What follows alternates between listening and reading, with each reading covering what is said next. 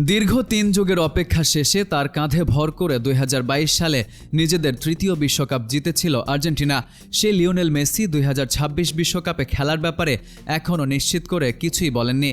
তবে তার জাতীয় দল ও ক্লাব সতীর্থ রদ্রিগো ডি পল যা বললেন তাতে পরিষ্কার হয়ে গেল ক্যারিয়ারের ষষ্ঠ বিশ্বকাপ খেলার অপেক্ষায় লিওনেল মেসি। গত ২-৩ মাস ধরে একসঙ্গে বিশ্বকাপের জন্য প্রস্তুত হচ্ছেন ইন্টার মায়ামির দুই আর্জেন্টাইন তারকা। আন্তর্জাতিক ক্যারিয়ারের শেষটা রাঙাতে প্রস্তুতিতে কোনো খামতি রাখছেন না আর্জেন্টিনা অধিনায়ক। সামর্থ্যের শেষ অংশটুকু দিতে প্রস্তুতি নিচ্ছেন আটঘাট বেঁধে। একটি ইউটিউব চ্যানেলকে দেওয়া সাক্ষাৎকারে ডি পল বলেছেন, আমরা বিশ্বকাপের জন্যই প্রস্তুতি নিচ্ছি। গত ২-৩ মাস ধরে ক্লাবের অনুশীলনের পাশাপাশি আমরা প্রতিদিন আলাদা অনুশীলন করছি।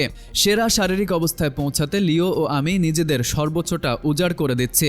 বিশ্বকাপের ভাবনা ছাড়া থাকা যায় না। ভয়, অনিশ্চয়তা ও রোমাঞ্চ নিয়ে দল ঘোষণার অপেক্ষায় আছে।